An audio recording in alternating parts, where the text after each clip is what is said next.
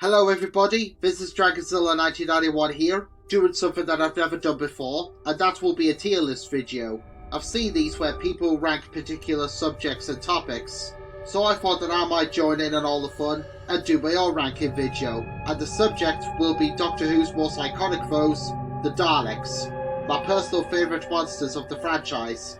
Now I'm not looking at stories, but just the Daleks themselves, as they have had so many depictions since day one. Some good, some bad, and others in between. Also, I will be going by my opinions and not fans.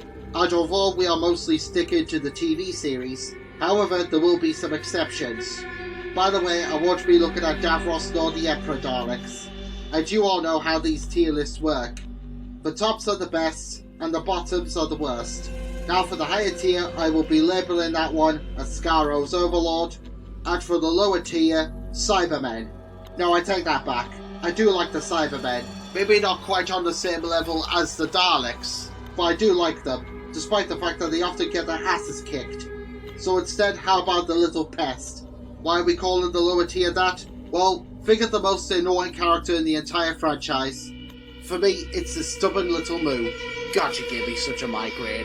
Also, I won't be looking too much at variations, unless I have a lot to say on them. And as for the 60s, well, because most of the earliest Dalek episodes no longer exist, as they were all wiped from the BBC's archives, so I'll be using some screenshots from the animated remakes. However, some have survived and made it to the present. So without further ado, let's now begin from 1963 and work all the way up to 2025. The 1960s is the decade where it all began, and the Daleks made their grand debut on the 21st of December 1963. Albeit behind the scenes, their future was uncertain, and where it was thought that the Daleks were going to be nothing more than a joke that would send Doctor Who to humiliation and eventually cancellation, they instead made history. But what about the original Daleks themselves? For first impressions, they do look very good, perhaps not as threatening on first sight by today's standards. However, these are Daleks that you do not want to mess with. Well, so do other incarnations. One thing that you'll be quick to notice with these Daleks is that they lack the slats on their midsections, and they can only move on metal surfaces. However, few have been sighted travelling on non-metallic grounds. Perhaps these particular Daleks are upgraded Mark IIIs. The original Daleks have two identities. They are labelled as Dead Planet Daleks by character options, but they're more commonly known as Skaro City Daleks. They have also made guest appearances in the new series too, but only as either background Easter eggs or as fan service. However, for the drama documentary An Adventure in Space and Time, replicas of the original Daleks were created, and despite being a little inaccurate to the actual props, they are beautiful to look at nonetheless. So where exactly do the Skaro City Daleks, aka the Dead Planet Daleks, go on the Dalek tier list? Well, given that they are the originals, they deserve to be Skaro's overlords. The Daleks were meant to be one-offs only, but due to the popularity that they received by the viewers and the public, it was decided that they should return for Series 2. However, this time they were coming to our world in the Dalek invasion of Earth. But there was a drawback, because at the time, Daleks could only move on static, so the solution was to upgrade them by giving them larger fender bases and what appears to be a solar dish on the backs. When these Daleks speak in the story, they kinda sound like the voice artist Peter Hawkins is holding his nose, as they sound quite nasally, but there is actually one Dalek that does speak properly. Again, this was the early days. However, the most memorable moment with these Daleks will be the scene when they were on patrol, stalking the streets of London. In fact, the scene when they crossed the London Bridge is so iconic that it has been replicated countless times, mainly for promotion material, and I even remember when the season 4 finale of the new series, The Stolen Earth, premiered, I was hoping that we'd get a reenactment of that scene, but sadly it didn't happen. However, I do like to think that it did occur, albeit off screen. It was also referenced in the drama documentary An Adventure in Space and Time, and when I first saw The Magician's Apprentice, I even thought that the Invasion Dalek had made a comeback. It was that terrible CGI one that captured Missy and Clara, but it was missing the fender base. But regardless on how the CGI looked, I did actually think that it made a nice change from the usual bronze. Well, at least for the first Dalek that we saw in the story, that is. Anyway, for the Invasion Daleks, as much as I like them, however, they're just the Skaro City Daleks on larger bases, and I actually do prefer them without the bigger fenders and sonar dishes. And aside from the aggressive attitudes, these Daleks are just okay. Still on the topic of the Dalek invasion of Earth, we now have the Dalek leader, who is better known as the Dalek Supreme Controller, the first Black Dalek in the series. I like this idea of one Dalek standing out from the others, because then you'll know which one is in charge. Now the prop itself has quite a fascinating story behind it, because when it first appeared, it was partly black with bits of silver shown, as it was after all painted over an already existing prop, and for the following week, the paint job was complete. The website, Dalek6388, goes into more detail. Anyway, I really do like the look of this Dalek, and you can tell that this one is the big boss of the invasion, and it's the only Dalek to this very day being known to have a pet, which was the strange, bizarre-looking, alien slug-like creature called the Sliver. However, if I were to have one gripe with this Black Dalek, that would be the voice, as it was way too high. Also, I forgot to mention that in the first installments, the Daleks don't say exterminate that often. It's only now and then, because when the Dalek Supreme arrives onto the scene, he shouts, "Kill him!" rather than exterminate! But despite the high voice, I am a fan of the Dalek Supreme Controller, and compared to the other drones in the story, I think he looks great. Larger fender bases and solar dishes really do kinda look distracting on a Dalek, but that's where the slats come in, and I gotta say that the Daleks do look much better with them. Anyway, now we come on to the traditional classic Dalek. However, this version of Silver Dalek debuted in the chase. Well, to be more accurate, it was actually at the end of the Space Museum, but only as a cameo to build up for the next story. There is so much to love with these Daleks, not only because they have a lot of great episodes, but design is just as memorable, and will be the first thing that will come to mind as soon as you think of 60s Doctor Who. Why do you think Corky used this model for their 40th anniversary sets in 2003?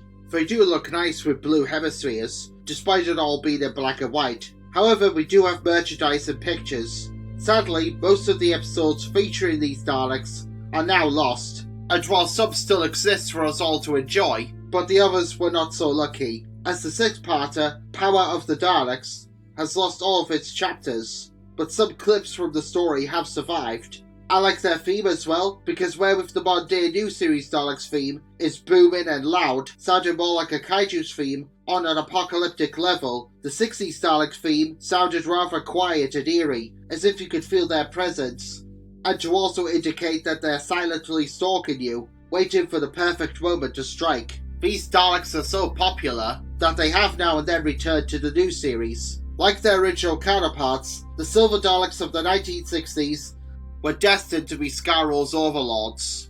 The Dalek Supreme was gifted slats too, and I actually do prefer the 65 to 66 incarnation of Black Dalek over the original 64 model from the Dalek Invasion of Earth. Now this Dalek originated in the chase, but was more dominant in the 12-part epic, The Dalek's Master Plan. However, he was also prominent in the prequel to the adventure, Mission to the Unknown, which was quite a unique installment to the series. Not only because it was lost, because it was the only episode that did not feature the Doctor, nor his companions, or even the TARDIS. While yes, some chapters to the 12-parter are now long gone, well, at least at the time of making this video, as some lost episodes have been known to turn up before, there are still some surviving prints that do feature the Dalek Supreme.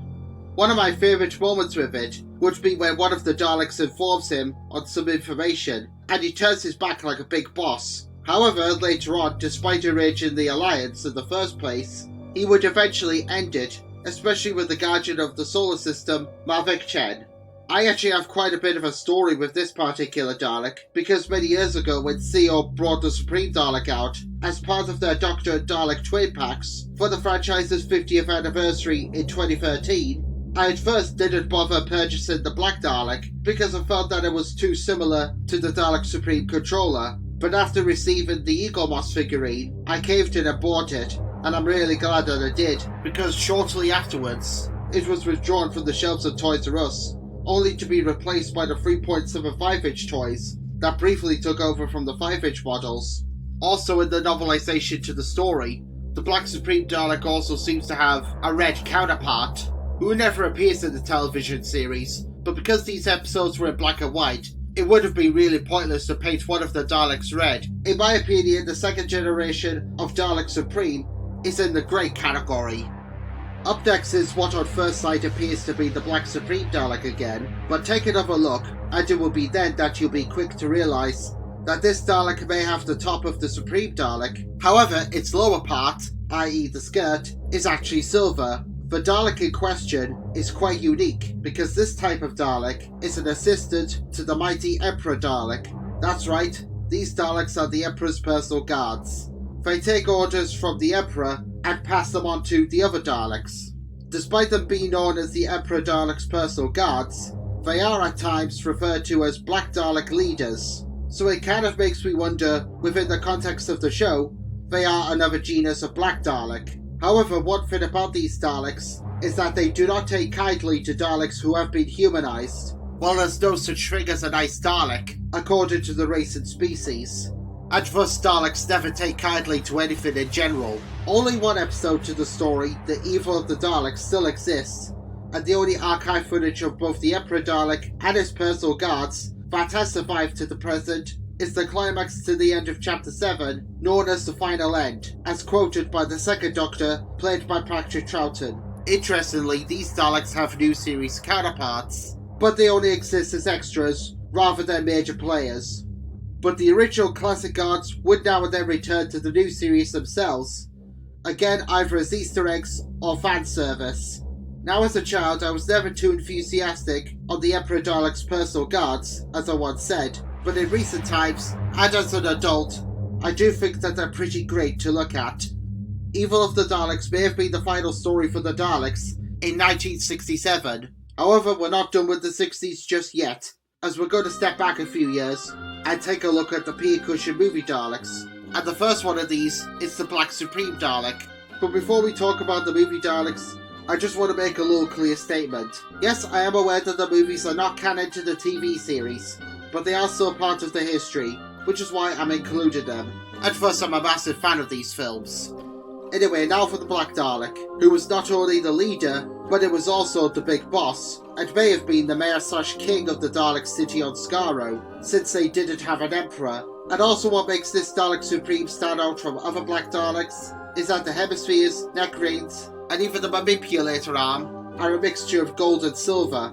Unlike the TV series Black Daleks, he has a deep booming voice to show his authority, and his memorable scene is the speech that he gives when they are planning to complete the war that their ancestors should have won many centuries ago. The Supreme Dalek in the first movie, Doctor Who and the Daleks, is what I would only describe as an overlord, and it's only natural that he should be placed at the very top of the tier list. When we think of movie Daleks, there is actually one type that stands out from the others, and that would be the Red Dalek from the first film. He was the Black Supreme Dalek's right-hand man, or in this case, Right Claw Dalek, i.e. the General Lieutenant, either taking orders from the boss or giving advice. He too speaks in a deep booming voice, but it's slightly lower and louder. Also what makes this Dalek, as well as some of the other movie Daleks, unique is that he possesses a claw in place of the traditional plunger. He really does look great with the black hemispheres around the red skirt, and I do wish that this particular colour scheme made an appearance in the classic TV series. It does make a little cameo in the documentary More Than 30 Years in the TARDIS, but that doesn't really count. Despite being only the lieutenant to the Supreme Dalek, he is also number 2 in authority, aka second in command, and if anything were to happen to the Black Dalek, then the Red Dalek would take over. This was my favourite Dalek in general as a kid. However, film-wise, he's my favourite movie Dalek, and I just can't resist making him Skaro's overlord. We've seen the Daleks of authority, now we'll take a look at the warrior drones in the first movie. Now these Daleks are rather interesting because of their backstory. Yes, they are quite famous for not only the film, but they also appeared in the TV series. After filming on Doctor Who and the Daleks had wrapped, some of the props were shipped over to the BBC, where they were converted into the regular TV Daleks, but as static props. In fact, in the chase, you can even see them in the background, and as a kid, I actually thought that they were supposed to be statues, and in a way, they kinda were. Today, thanks to character options, they're now quite famous and known as Dalek Guards. However, in episode 5 of the story, there are some in their original movie forms, again in the background. So whenever the Peter Cushing movie Daleks appear in the television series, Fair Play Nessie, Dalek 6388 go into a lot more detail. The link to that video will be in the description below if you're interested. The colour scheme of these Daleks is really fascinating because they're mostly blue and part silver. Some have plungers and others possess claws. And there is even one with a cutter unit. These Daleks are just great, not only in appearance, but history-wise too. And as for the Dalek guards in the chase, well, even though they don't do anything, as they were after all just Dalek props, but they are pretty cool to look at nonetheless. The following year saw the second movie, Dalek Invasion Earth 2150 AD, but this time the film Daleks would possess slats, and there would also be 4 variants. The first ones that we see are the Silver Daleks, and as you can tell, these Daleks wear the colour scheme of the, at the time, TV Daleks. And while these movie Daleks do look very nice in the silver and blue, however, I do prefer the TV Silver Daleks. One amusing scene does happen with one of these Daleks, is when they reveal themselves, and as they make their patrol, one of them gets stuck at the top of some steps leading to an abandoned warehouse. Many of them had claws, but some still possess plungers. The Silver Daleks of the second movie are the main Daleks that we see throughout the film, and even though I prefer the TV Silver Daleks, as I've just said, but I do think they are pretty cool. After the Silver Daleks came the 3 big bosses, and the first one was the Red Dalek, aka the Saucer Commander, according to the Supreme Council. While his predecessor was the Lieutenant to the Black Dalek, this one was in charge of the main invasion operation, playing the role of the Dalek Supreme Controller from the TV series. Also, his hemispheres, slats and neck rings were silver, where his predecessors were black and gold. Unlike the Red Dalek from the previous movie, who had a deep booming voice, this Dalek sounded a bit more higher in comparison. Its fender bass is also quite unique too, because while the others had black basses, his was mostly black with red painted at the top. And I believe that some TV Daleks had fender basses in this style as well, mainly the Exelon and Necros Daleks, that we will be talking about later. Interestingly, fun fact, for the Season 9 2-part opener, The Magician's Apprentice and Witch's Familiar, there was actually going to be a Dalek in this colour scheme as a homage to the Peter Cushing Dalek films, but due to those movies being owned by another company, and not the BBC, it sadly never made the cut. A real shame because I would have loved to have seen it on screen as a nice little tribute. However, I still hope that CO will make a model of it someday as an online exclusive. I prefer the Lieutenant Dalek a lot more, as I've just said, but I still think that the Red Saucer Commander Dalek is great. The big boss was the Gold Supreme Dalek, and he was quite different compared to his 2 colleagues, because he possessed the traditional plunger, where the other 2 maintained claws. This was also the first time that a Dalek had been seen in gold, so it predated the Golden Dalek Chief that would debut in Day of the Daleks the following decade. This Dalek has quite a unique backstory, because aside from being owned by Terry Nation, the creator of the Daleks, in reality of course, it started off life as a stage prop for the show Curse of the Daleks. However, in the aftermath, when production on the picture ended, that's when things for this particular Dalek got interesting, eventually coming to the point where it starred in one episode of the television series with John Pertwee. More detail on that Dalek later. The Gold Supreme Dalek, despite being in charge, is great, but I'm placing him in the category of cool. Finally, for not only the movies but the 60s as well, is the Black Dalek, who was surprisingly second in command playing Lieutenant to the Gold Supreme, and didn't appear until the 3rd act of the film. However, it still gave orders. Unlike the Black Dalek from the first movie, who had a plunger, it possessed a claw, and all of the hemispheres were gold, and not gold and silver like last time. It still had a deep voice compared to the others, but in the second film, he sounded a bit more growly. This Dalek did actually have a funny incident. It happened during the climax, when the Robomen turned on the Daleks. The Black Dalek wrestled with one of the Robomen, and managed to throw him over the rail, but lost its claw during the progress. However, thanks to the power of unseen regeneration, the claw was magically back. I don't know if this is true or not, but from what I've heard, this Dalek was actually going to be purple. Well, if it was, then I'm glad that they painted him black, because a purple Dalek just doesn't look right, and this incarnation of Dalek looks great, especially if the original idea of him being purple was true. The 1970s came round, and at the beginning of the decade, the public was starting to miss the Daleks, because the last time they were seen was in 1967's The Evil of the Daleks, with the exception of the odd cameo. So after 7 years of absence, they returned for Day of the Daleks, 1972. The 4-part episode saw the debut of the Grey Dalek, which basically took up the rest of the classic series, right up till the end. These Daleks were a common sight back in the 70s and 80s, and were pretty much the Time Warp Bronze Daleks of their day. On first glance they appeared to all look the same, however if you place a 70s Grey Dalek with an 80s model, then the differences would be quite clear.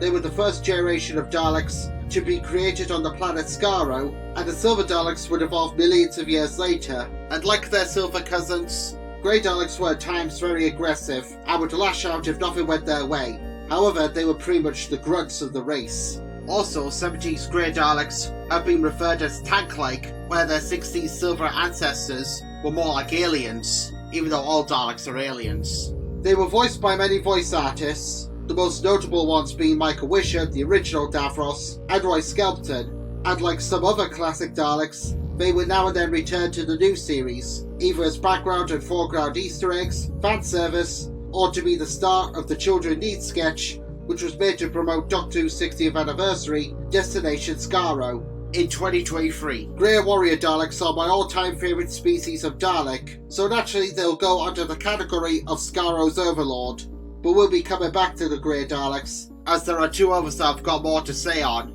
The first generations of Grey Daleks were so dark, the colour schemes that is, that they were almost black.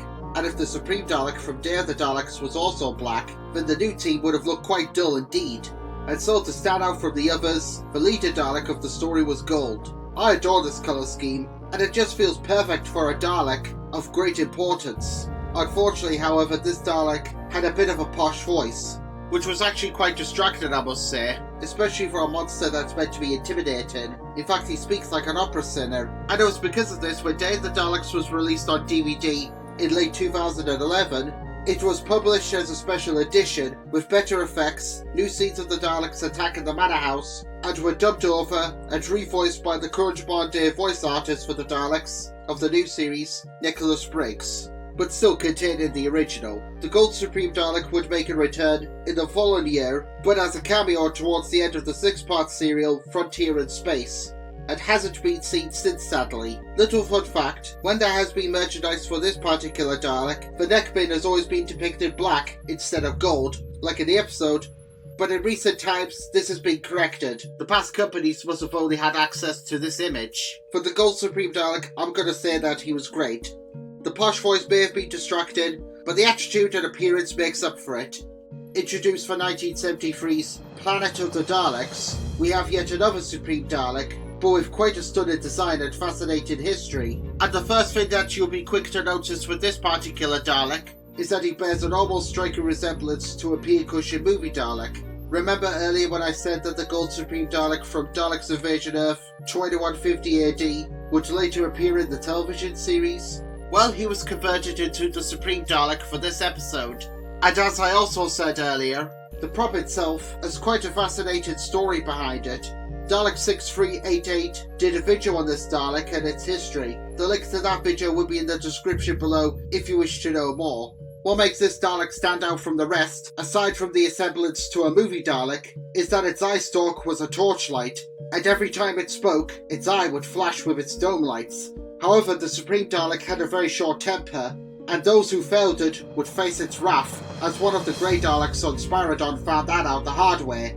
A real shame that this Dalek never returned, because I would have loved to have seen it again. I don't know if there was any intention to bring it back, or it was always planned to be a one-off, but I do know that it did appear in other forms of media that support the franchise. As a child, I actually used to call it the Golden-Headed Dalek, and I really don't think I need to explain why. The Supreme Dalek is just way too cool to be great, so it's going under the category of Skaro's Overlord.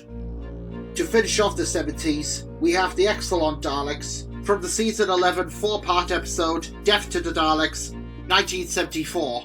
And by this point the Grey Daleks had become established. However, the Silver Daleks did briefly make a little comeback, but this time they possessed black hemispheres, and their guns blasted out bullets instead of the usual death ray.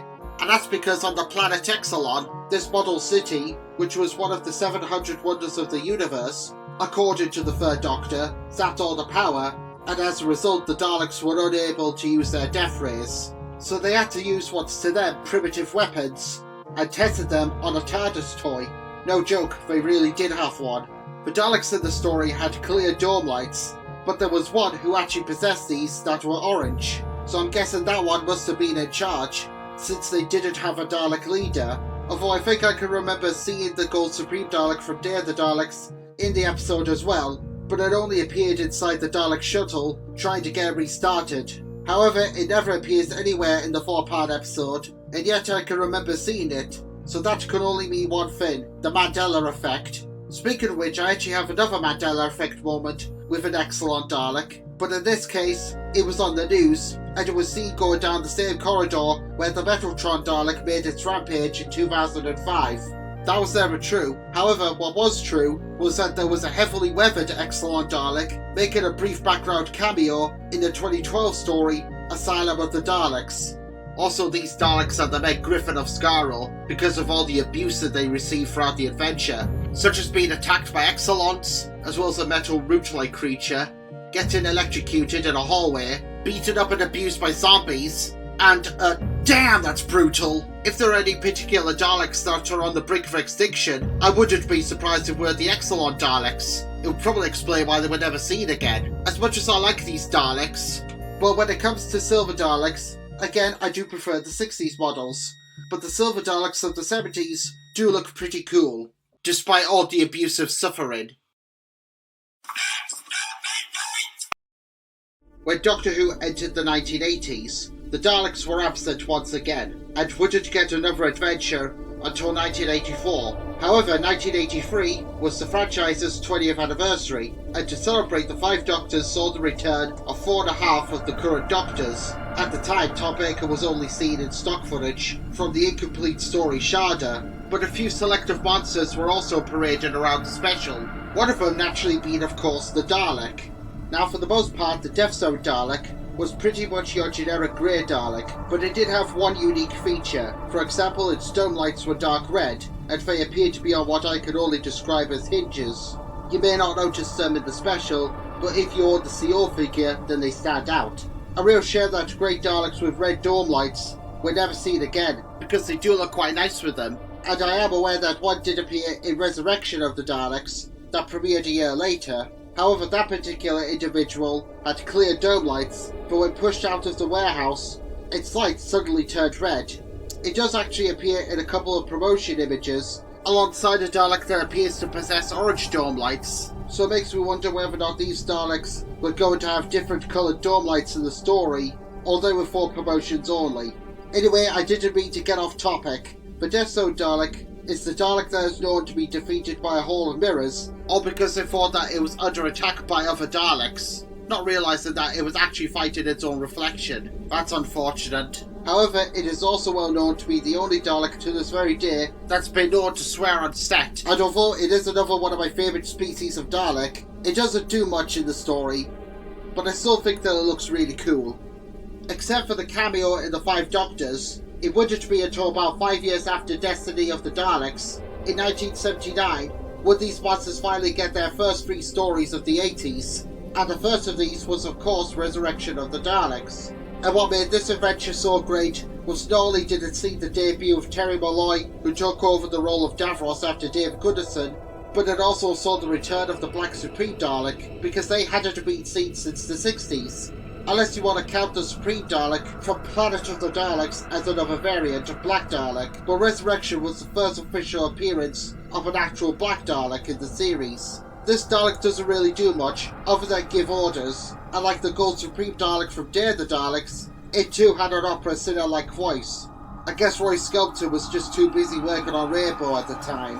When I first saw this Dalek in the episode, I at first mistook it for another grey Dalek that was completely covered by shadows, until I noticed one behind it, and what also makes this Dalek stand out is that it possesses white hemispheres that kinda look big. Also, the paint job on this particular Dalek reminds me of Tar, it's why I sometimes call it Dalek Tar. The 1980s would see 2 types of Black Dalek, and 84's Resurrection Supreme really does look cool. The following year would see the Daleks and Revelation of the Daleks, and it would be where we were introduced to a brand new species, which was the Imperial Dalek, but the original batch were referred to as Necros Daleks. They were called that because that was the name of the planet where the story takes place. I love the design of these Daleks. They're just so 80s, especially when they attack the DJ studio. I mean, just look at this picture. Doesn't that scream 80s to you? However, I do have one gripe with the Necros Daleks. And this also goes for the regular Grey Scarrow Daleks as well. They sound too much like Zippy from Rainbow, which is no surprise because they were voiced by the same actor, Roy Skelton. But except for that, they are pretty decent looking Daleks. But they do have a rather creepy factor to them. You see, these particular Daleks were mutated from the remains of the dearly departed. I remember first watching that scene when the head of Stengos began slowly turning into a Dalek, and he's screaming to his daughter, "Kill me! Kill me!" This scene actually frightened me as a child, and it even kept me awake for many nights. No joke, whenever watching that episode, I always had to skip that part, because of how scary it was. Anyway, as I said earlier, these Daleks do look nice, and they would be the most loyal to Davros, as the Greys had turned on him. And as for where do I rank the Necros Daleks, I'm going to say great, despite sounding like Zippy. Daleks exterminating the Unknown is just so satisfying. The Daleks would be absent once again after Revelation. However, they would make one final appearance before cancellation the following year in remembrance of the Daleks. And the first Dalek to be cited for the 4-part story was the Renegade Dalek. Now, when the Daleks made their grand debut all the way back in 1963, which is the year that the episode takes place in, by the way, is fun fact, they looked very realistic and had done for the most part throughout the series. But by the time 1988 came around, Monsters and many other franchises were pretty convincing looking by design, and the Daleks in comparison started to look unrealistic, and the fact that they were constantly wobbling about all over the place didn't help either.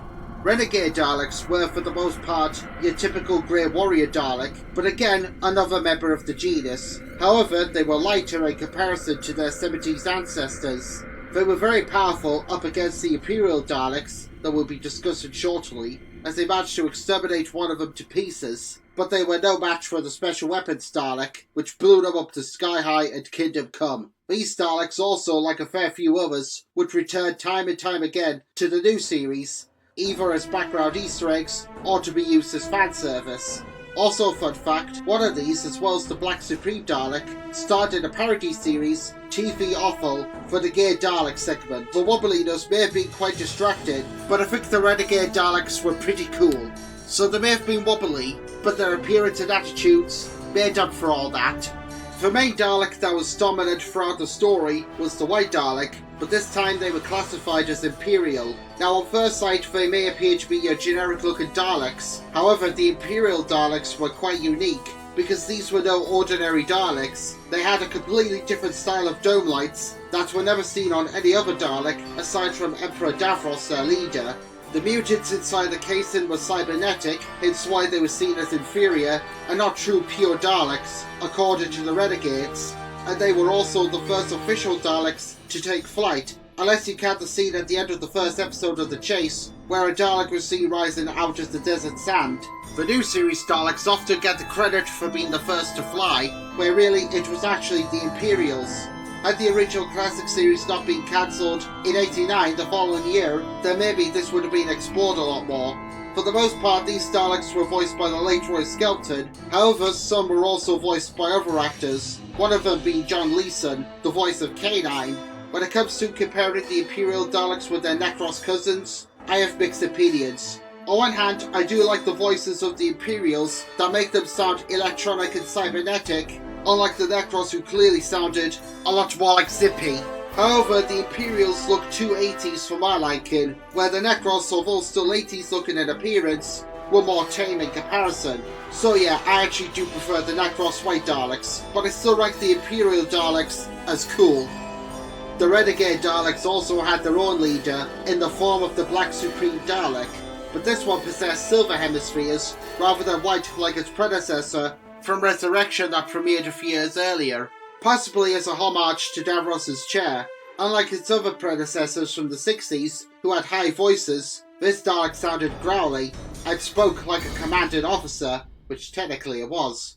We mostly saw this Dalek outside, and only once inside, but when it was outside it looked pretty unrealistic like the others, and the wobbliness didn't help either. However, when it was indoors, it looked a bit more convincing. Also at the end of the four-parter, when the 7th Doctor announced to the Supreme Dalek that its whole planet Skaro had been destroyed at the destruction of the Hand of Omega, and it's lost everything, the Dalek didn't want to believe any of that, and it ended up having a panic attack, which caused its destruction and reduced it to a pile of ashes and dust.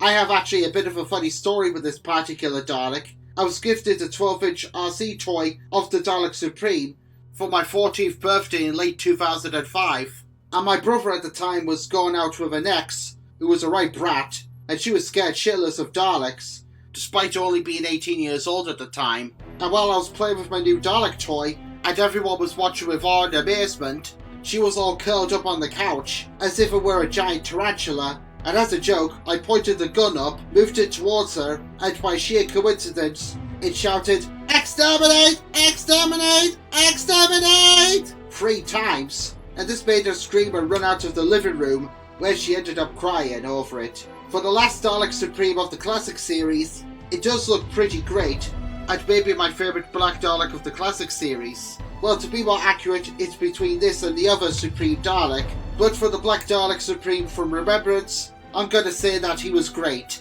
and is considered to be one of the most iconic Daleks in the history of Doctor Who.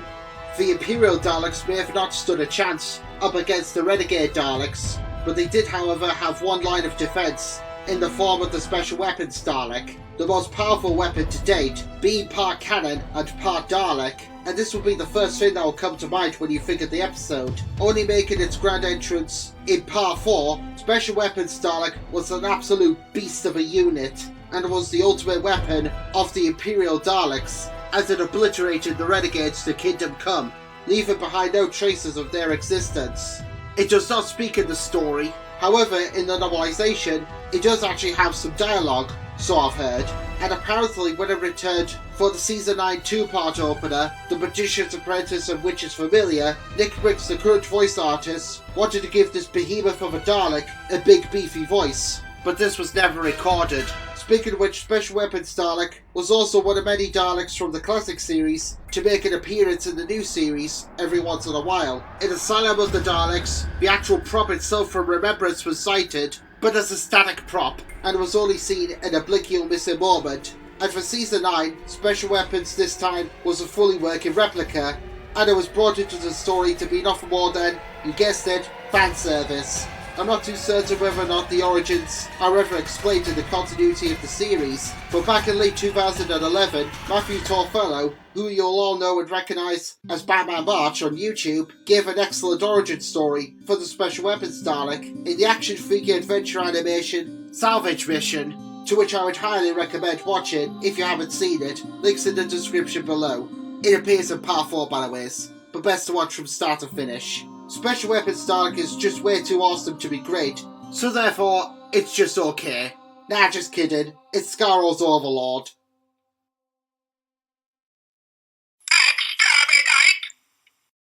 In 1989, Doctor Who came to an end on TV, but the series still carried on through other forms of media, and the Daleks were still around during what many folks call the Wilderness Years. In fact, in 1993, for the franchise's 30th anniversary, the documentary More Than 30 Years in the TARDIS not only saw the return of 16 Silver Daleks and the guest appearances of the Peter Cushing movie Daleks, but it also featured some Daleks in colour schemes that were never seen in the television series, such as this nice looking red Dalek giving orders to the Silver Dalek, as well as patrolling London Bridge, recreating that famous scene from the Dalek invasion of Earth. And there was also a blue Dalek, not only assisting the red Dalek, but also somehow managed to break into the TARDIS and attack Carol Ann Ford and a young boy. Daleks in unique colour schemes have been appearing in all forms of media since the 60s. One of the most notable would be this red Dalek from the novelisation to the Daleks Master Plan, The Mutation of Time.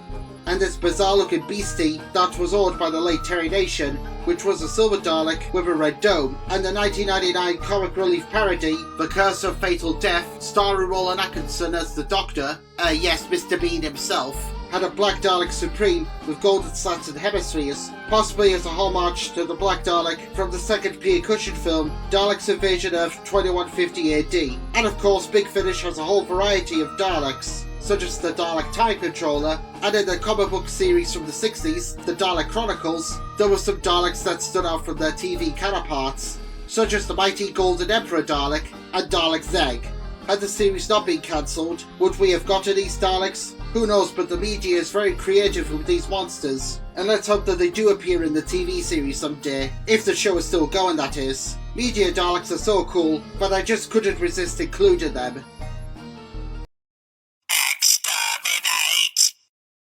In 2005, after 17 years, not counting the 1996 TV movie with Paul McGann, Doctor Who was back, and of course Season 1 saw the return of the Daleks. However, compared to their great ancestors, the Daleks had been beefed up, as during the wilderness years, they had been made fun of, merely because people said they couldn't conquer stairs, and they spoke like Zippy.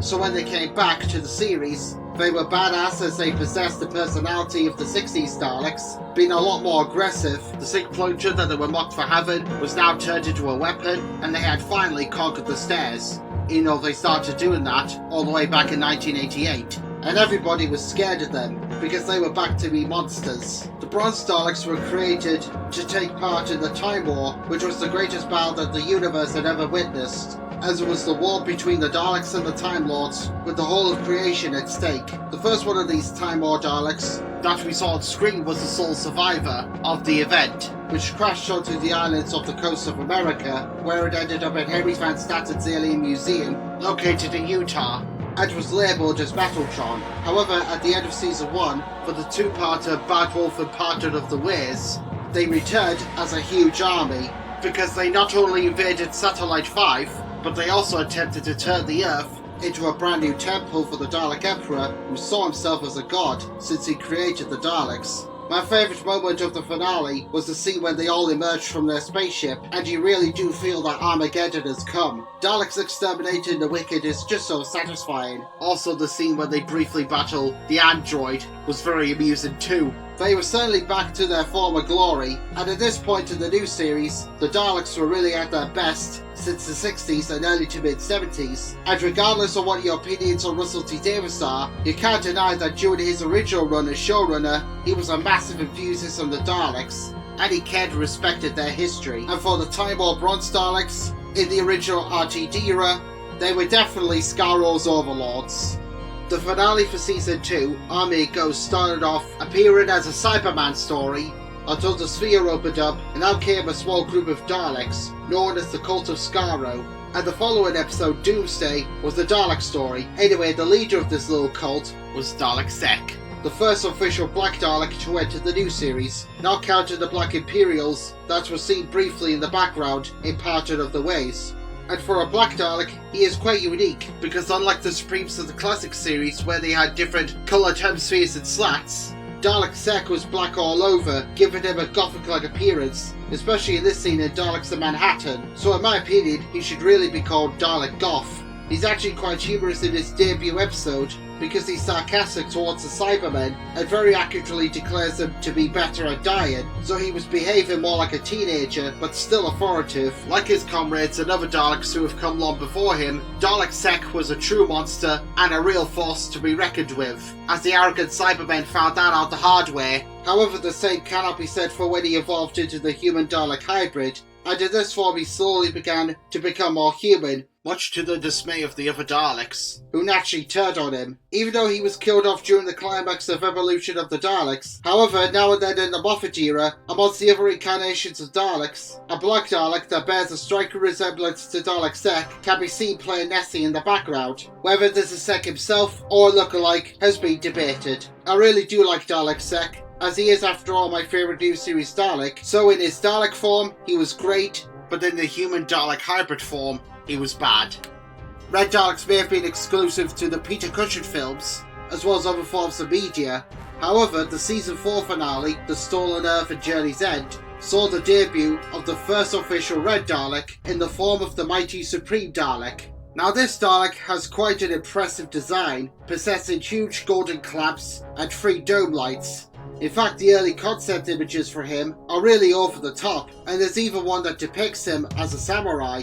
I couldn't find any images. Anyway, I'm not a fan of those early depictions, and I'm glad that they went for something that's a lot more traditional. He mainly just stands there giving orders to the other Daleks, basically taking the role of king, and with the extra dome light and huge golden clamps, he really does look like a king.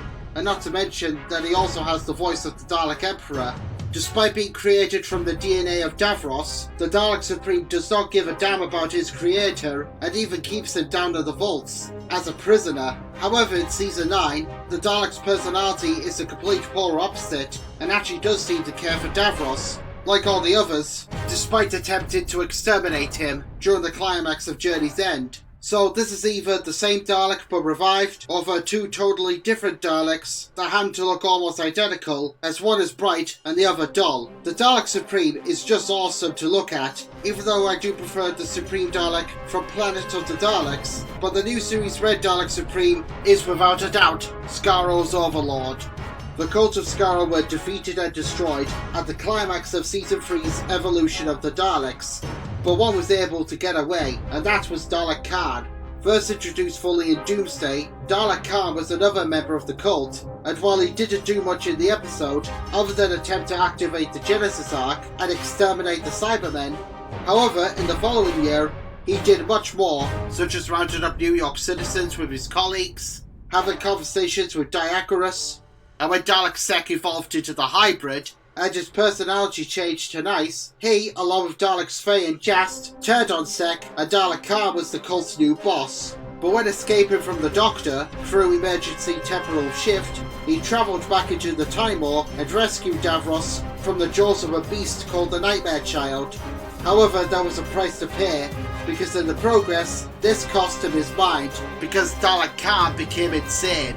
YouTuber Lee Adams did an animation showing what happened to Dalek Khan in the Dalek That Time Forgot, which I would highly recommend watching. The link to the video is in the description below, if you wish to check it out.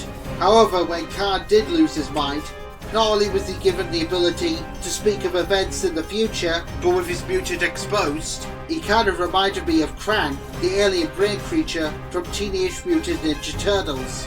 Going from cult member to leader, then becoming saviour to the Daleks and their creator, only to go insane in the progress, Dalek Khan has had one hell of a story arc, which makes him so great.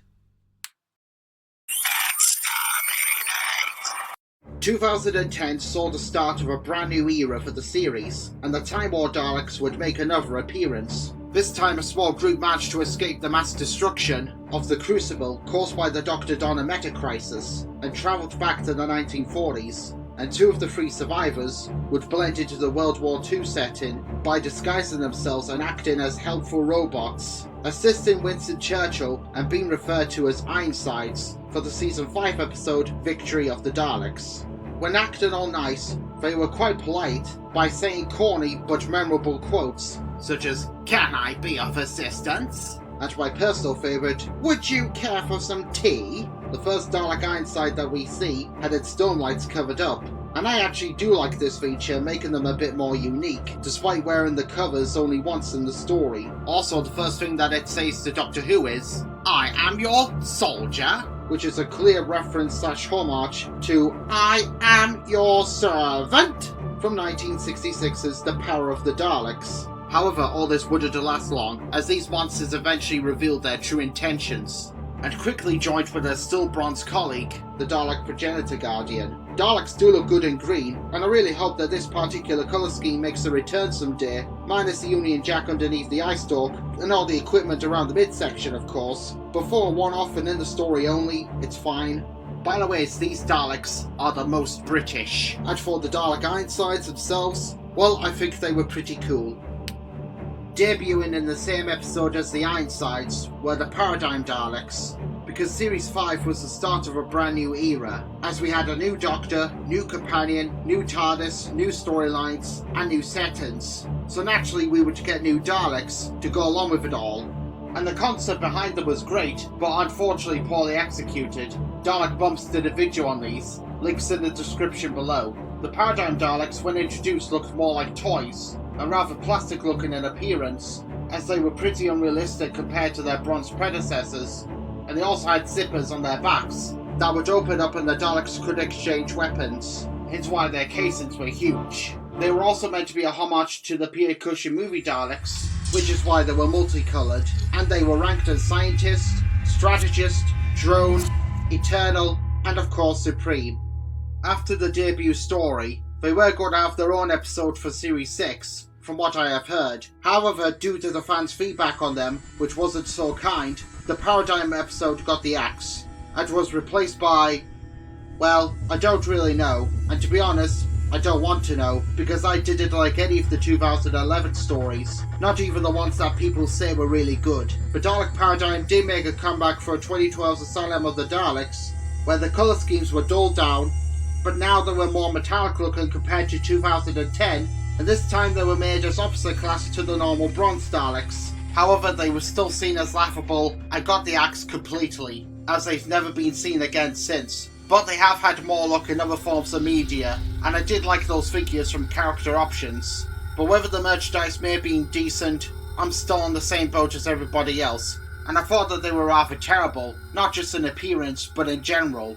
I think if my memory serves me correctly, one time on YouTube many years ago, somebody said that they looked more like a Russell T Davies idea, but I disagree. However, I will say that they would probably be the only Daleks that would feel right at home in the current Disney era, and I'll definitely take the Dalek Paradigm over... Mr. Ring-a-Ding. The closest that the Paradigm Daleks ever got to having their own episode was in the two-parter of Season 5, The Pandorica Opens and The Big Bang, but mainly Part 2 of the story, where 3 of them, as well as the alliance of other monsters, had been erased from history due to the glowing cracks in time, turning them all into dust and fossils. However, the light coming from the Pandorica kept bringing one of the Daleks back to life, as for which rank it was or wasn't, since it never existed according to the 11th Doctor. I don't bloody know, I didn't understand the story. Well, it was either the Eternal or the Drone, but probably the Eternal according to some sources. Unlike past finales of the original RTD era that were huge, grand and epic, The Big Bang was written as a fairy tale, with Rory being the handsome Prince Charming, Amy Pond as the princess, and the underhenge fossil Dalek was the dragon. What I find fascinating about the stone Dalek is that its realistic looking eye appears to have been unaffected, and in some close-ups, through some tiny cracks, you can even see lights coming from the dome lights. And I also wonder, did the mutant inside the casing turn into stone itself? Or did it just go dormant? There are so many questions surrounding this Dalek that will never be answered, which only adds to the mystery and makes it a lot more mysterious. But I will say this though, Daleks exterminating the overconfident / big-headed is just so satisfying. Honestly, the story I thought was pretty naff, but I did enjoy all the scenes with the Dalek, and I thought that it looked cool in the stony condition. Also, I wonder who would win in a fight between the underhenge stone Dalek and the Weeping Angels. Due to the negative feedback from fans and enthusiasts, the Paradigm Daleks were removed from the series completely, and while it was great that the normal Daleks, that we all know and loved, returned and made a comeback, but unfortunately because Stephen Moffat wasn't really as much as a fan of the Daleks, like his predecessor Russell T Davies, at least to my knowledge, we were pretty much stuck with the now outdated Time War Bronze Daleks. They were really overused, as they began to appear in stories where they don't belong, and they even went as far to take over the role of classic Daleks. However, there was one particular bronze Dalek that actually stood out during the later part of the Moffat era, and that would be none other than the good Dalek, Rusty. And yes, you heard that correctly, Doctor Who had a friendly Dalek in one of its stories. Granted, there have been Daleks, believe it or not, who have turned good, but they had either been affected by human DNA, or it was all an act. However, Rusty is just plain friendly, but at one point he does actually turn hostile, after the 12th Doctor and Co. went inside him in order to make him bad again. and then he turned heroic when the normal evil Daleks showed up. Again, I didn't understand the story. Rusty was created at a time when people were saying that the Daleks weren't scary anymore, and they would rather see more of the Cybermen, and Moffat was the type of writer who took advantage over what people wanted and didn't want. Now Rusty is a Dalek that you'll either love or hate, and confessingly, I'm in the hate category, because I just don't like the idea of friendly Daleks. Oh yeah, sure, there have been humanized Daleks, as I've just mentioned now before, as seen in The Evil of the Daleks and Children of the Revolution, but Rusty is just flat out good, and not to mention that he made a little cameo/appearance in Twice Upon a Time. However, he was nothing more but fan service. Also, the name Rusty doesn't sound suitable for a Dalek. And to be fair, there have been Daleks given names before, such as Alpha, Beta, Omega, Phase, Set, Khan and Jast, etc. and so on, to name a few. However, those names sound ideally perfect for Daleks, because of how unusual they are, but Rusty doesn't translate well with these creatures. However, the series was being childish, and at its silliest by this point, and in my eyes, Rusty is the little pest. I'm sorry to all those who love him, but that's how I honestly feel. Even if he was another type of Dalek, classic or paradigm, my opinions on him would still be the same. The Moffat era pretty much dominated the 2010s. However, the at the time new Chibnall era would see one more Dalek story before the decade was out. In the New Year special, Resolution, only one Dalek was going to appear in the episode, with a new temporary redesign, and when it did reveal itself, we could see why. The reconnaissance scout Dalek arrived on Earth in the 14th century AD, where it was easily overpowered and its remains were scattered across the globe. I always found that to be rather sketchy, because when we have Dalek stories set in either the future or the present, it's always a struggle to defeat them, and yet some medieval warriors were able to take one down. Anyway, in the 21st century AD, the mutant came back to life. It took control of one of the archaeologists, and from bits of metal scrap built a brand new casing. Planet Earth doesn't have the same equipment and technologies of Skaro, hence why this particular Dalek was pretty awkward looking, and understandably why it was a one-off design only. Also, it appears to be a homage to the cheerly Dalek toys from the 60s, so either the design is meant to be a reference or just a coincidence. However, regardless on its form, the Dalek's attitude makes up for it, as this Dalek is pretty badass and talks in an aggressive manner, like real Daleks, unlike Rusty, who was calm and gentle. As for what type of Dalek it used to be, well, judging by the appearance and the illustration, it's most likely that it was your typical bronze Dalek. Notice I didn't say Time War, but I'll come back to that one later. Interestingly, to avoid spoilers, for some outdoor locations, the Dalek was CGI, just in case anybody came over the hill and noticed filming around it, and I believe that a pole was used in its place. By the way, this is the only Dalek to date that can actually fire missiles from its skirt. I'm kinda mixed when it comes to the reconnaissance scout Dalek. On one hand I like it, but at the same time I don't. And where do I put it on the list? I'm gonna say that it's okay. Nothing to brag about, but just okay. The first Dalek story of the 2020s was a sequel to Resolution, which was Revolution of the Daleks, and from the remains of the reconnaissance scout Dalek, a new species was created, but on Earth, not Skaro, and these brand new Earth Daleks were called the Defense Drones. These started off as security robots, designed to assist police. Instead of blasting out death rays, they would shoot out water or smoke depending on the riots. The lights were blue, and they did not speak at first. However, once the mutants took over their new body shells, that's when everything changed. They became hostile, began to behave like rampaging monsters, their lights turned from bright blue to roaring red, and they even adopted the voices of the Imperial Daleks from 1988's Remembrance of the Daleks. I gotta say that I actually do prefer them with the red lights rather than blue, as they not only look a lot more badass, but they're pretty threatening looking too, and kind of remind me a lot of Shin Godzilla, hence why I call them Shin Daleks. However, like the Paradigm Daleks before them, this version of the monster would be quickly short-lived, because the normal Daleks would return and exterminate them out of existence. Surprisingly, the company who make the Doctor Who figures of today, Character Options, haven't come round to making models of these Daleks yet. Perhaps they're saving them for future History of the Dalek sets, but in the meantime, Egomos have done figurines. The defense drones, even though, again, they're not exactly the type of Dalek that I would keep bringing back to the series every once in a while and now and then, but I do think they were pretty cool, especially with the red lights. Revolution of the Daleks saw another species of Dalek in the form of the Death Squad Daleks, but these are the most disappointing because they're clearly just the 2005 RTD Time or Bronze Daleks that we all know and love. The only new thing about them is they possess new manipulator arms instead of a plunger.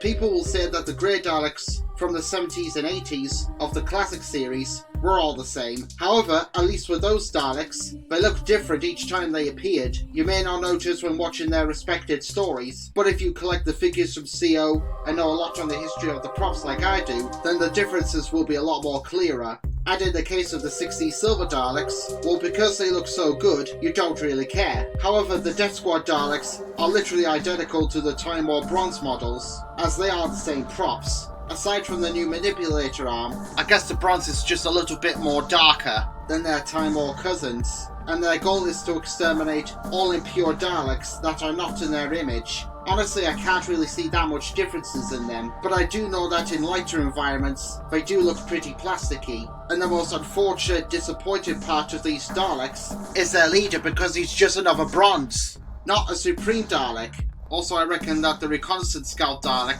that I talked about earlier was probably this type of model. Bronze Daleks, as much as I like them, however, many folks, myself included, are getting pretty sick and tired of seeing the same depiction of Dalek over and over again, and the Time Squad Daleks are exceptionally lame. I'm sure they have their fans, but they're just lame. Not counting Power of the Doctor, Chibnall did one more Dalek story before leaving in late 2022, and the New Year special that he did this time was called Eve of the Daleks, or Groundhog Day of the Daleks, as many people call it. The episode had another variant of Death Squad Dalek in the form of the Dalek Executioners. The only new thing about these Daleks is the machine gun that makes them look quite badass, but if only there was a new appearance or even a new colour scheme to go along with that new gun. In the Time Lord Victoria's Dalek animated series, there was a variant of Dalek Executioner that was black and dark silver and possessed a rather menacing looking claw. This design looks pretty fantastic, so why couldn't we have gotten this type of Dalek in the episode instead? These Daleks only travel by teleport and do not own a spaceship, if my memory serves me correctly. They shoot down their humanoid victims very quickly and can even learn from their past mistakes. Except for the gun, again, I'm not really a fan of this particular version of Dalek Executioner, and I do prefer the Time Lord Victorious model. I don't honestly know what Chris Chibnall's opinions on the Daleks are, but if he's like his predecessor, Stephen Moffat, and isn't as into them, then of course we're going to be stuck with the same incarnations of these monsters. These Daleks, despite being aggressive, are just okay. Badass gun, badass attitude, but design-wise, okay. Finally, and at the time of making this video, is the latest model of Daleks, that being the Red Dalek Major and Grey Dalek Subordinators. I've placed both these monsters together because there's not a lot to say on them, and they possess two colour schemes that I really like, so I just couldn't resist including them. Now, these particular Daleks have not appeared in any episode of Doctor Who, but in a short film that was made to promote season 15 of the classic series, The Last Years of the Time War, where a small group of them pursued former 4th Doctor companion Leela. However, joining them was a Bronze Dalek. The Dalek Major was the big boss Dalek, and possibly a member of the Supreme Council, but maybe not on the same level as the Red Dalek Supreme from season 4 and 9, despite having the same voice. And the Dalek Subordinators were its comrades. I do love the metallic grey, as it's a nice little homage to the late 70s Grey Daleks from Destiny of the Daleks, but me being a sucker of the classic series, I actually do prefer the originals a lot more. One of them even possesses a crystal-like claw that was seen on the window-stained Dalek from the Big Finish audio adventure Order of the Daleks. These Daleks have not yet appeared in an actual episode, and I would really like to see them get their own B&M or online history of the Daleks set one day. When the 2005 depiction of Dalek came back after the failure of the Dalek paradigm, and if they were in these colour schemes, then maybe the complaints of their return in the Moffat era could have been prevented. Both Dalek Major and Subordinates, despite being another species of Time War Dalek, they're just so great. And as I said, I really hope that they do appear in a future Dalek story at some point in the future. And there we are, folks. That's the Dalek tier list. mostly all Daleks at the time of making this video, and I hope that you all enjoyed it as much as I enjoyed making it. It was fun collecting screenshots from the episodes. However, the Moffat era was quite a challenge, revisiting admittedly, because I haven't viewed Season 5 since my school days all the way back in 2010. In fact, I can't even remember when was the last time I watched Victory of the Daleks. I know there were some other particular types, such as the Oswin Dalek from Asylum of the Daleks and the Dalek Traitor from Power of the Doctor, that I didn't talk about, but that's simply because I have no comments on them. They're just your average Bronze Dalek. I know that at the start I said from 1963 to 2025, and that's because in the final trailer before Season 2/14, there was a laser effect that looked identical to a Dalek's death ray, but that was actually from a big robot, to which I don't recall the name of because I never saw the story. However, it was great to see them make a little brief cameo,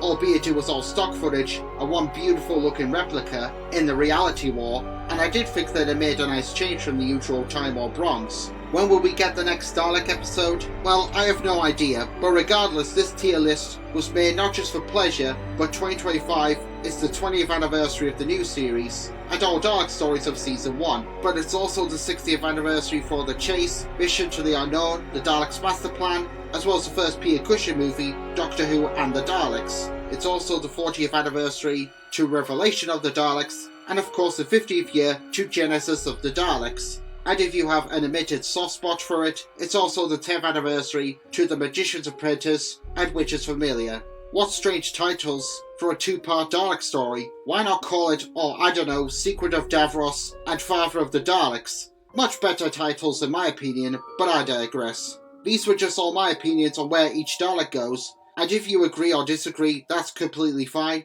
because this is after all a free country, and we're all entitled to have an opinion.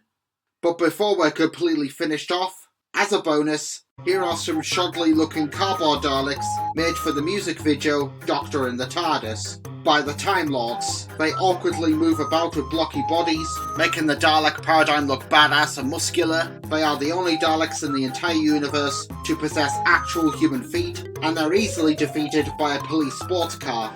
So yeah, these cardboard Daleks are clearly Scarro's overlords.